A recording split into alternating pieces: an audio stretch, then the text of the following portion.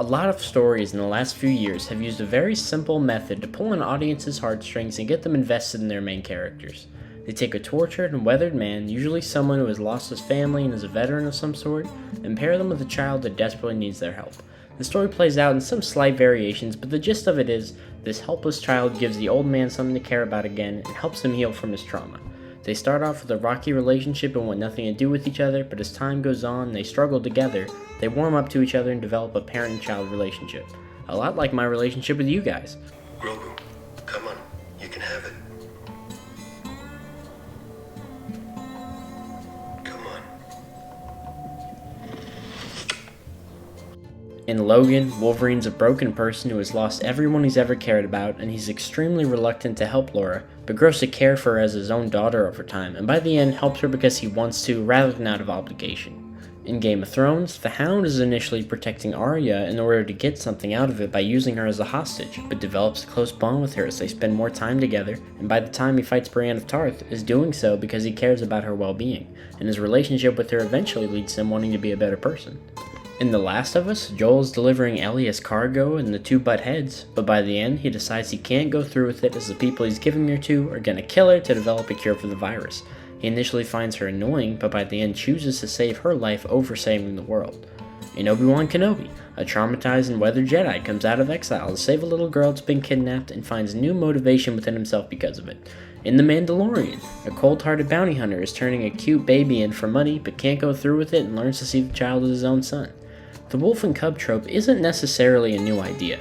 Stories have been pairing quiet, grumpy characters with kids successfully for a really long time, like in Terminator 2 with Terminator and John Connor, in X-Men with Logan and Rogue, and in the Telltale Walking Dead game, even in Breaking Bad with Mike and his granddaughter. And just to make it clear, I'm not trying to criticize this kind of story. They use this trope for a good reason. It's a really good way to get you to care about someone who's kind of selfish or a jerk. It's a lot easier to show the humanity within a generally quiet or reserved person when they have an innocent child to interact with. And I think for the most part, it's used really well in these examples. I love most of the stories that use this method. I think Logan is easily a top 5 superhero movie for me. The Mandalorian was a great addition to Star Wars, the Hound is one of my favorite characters in Game of Thrones, and for all the problems I have with Obi-Wan Kenobi, I really like the way Leia is included in it. You know, I don't think doing this is lazy or dumb or anything. This is a relationship that works so well because almost everyone can relate to either the father character or the child character, or both. And I definitely don't want to see it completely go away. It's moving, it's emotional, and honestly, it's just plain cute. But I will say that there being so many of these stories being made in such a short time span has made it start to feel kind of generic and stale when I see it. By the time I watched The Last of Us, I actually felt bad because I just couldn't really care about Joel and Ellie at all. I never played the game, but after everyone telling me how great the story and the relationship between these two was, I kind of felt guilty for not really enjoying their relationship in the show.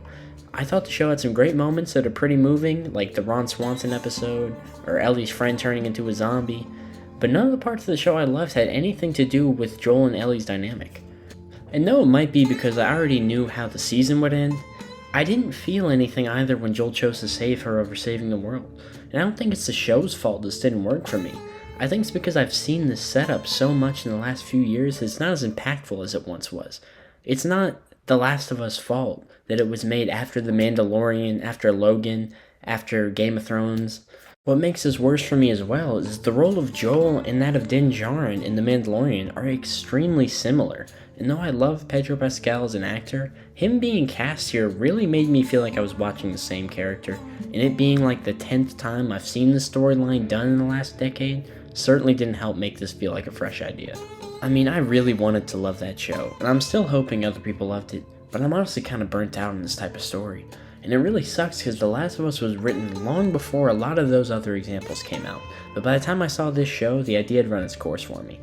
I think what really needs to happen is just a break from this kind of story. I don't want to see them go away forever because I generally do enjoy them, but if the market is going to continue to be flooded with this idea, there needs to be some kind of spin put on it to make it feel different, or just take a break from this trope for 5 or 6 years so it doesn't feel like more of the same when they do it again. That's not to say I don't want to see any more father-daughter or father-son relationships and things. It's too important and fundamental of a family bond to try to write around. I'm not necessarily saying that making older characters father figures to unrelated younger ones is overdone either. I think the Hawkeye show did a pretty good job of this with Clinton Barton and Kate Bishop, for example, or Stranger Things with Hopper and Eleven. You know, that's more of an apprentice mentor kind of thing rather than a father-daughter thing. And with Stranger Things, though Eleven is his adopted child, it feels different than the dynamic between these other examples, because the two characters aren't quite as isolated as the Hound and Arya, Din and Grogu, Obi-Wan and Leia, or Logan and Laura, who are all on the run in their stories. I mean, maybe they could put a twist on it by making it an older female taking care of a young kid instead, just anything to make it feel a little different if they're going to keep doing it, because it's a good setup for a story, but it's been done too many times too recently. You know, and that's not to say this is the only trope out there being abused or being overdone. I mean, tons of movies use the same setup over and over again, and it's incredibly repetitive. And that's also not to say that just because something does have this setup means there's nothing to enjoy about it because it's been done. But I'm sure there are still a lot of great stories waiting to be written using this dynamic. I just hope that when they are, I'm able to enjoy them again. But that's going to do it for this one. Sorry about the break between videos, but we're getting it back on track soon on a good schedule. I'm not currently in my regular recording area, so sorry if the audio sounds weird, had a lot going on. But please drop a comment, let me know if I missed any examples of this trope and what your favorite example of this trope is. Consider liking the video if you like the video. Subscribe for more, and I'll see you all in the next episode of HeadCannon.